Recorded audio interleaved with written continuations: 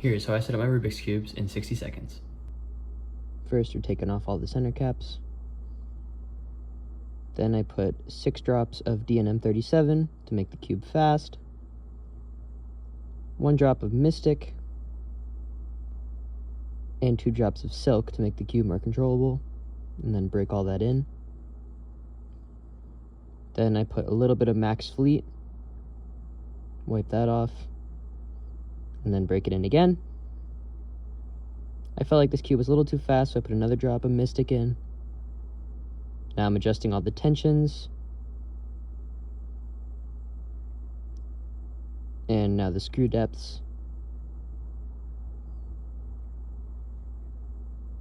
Now we put all the center caps on.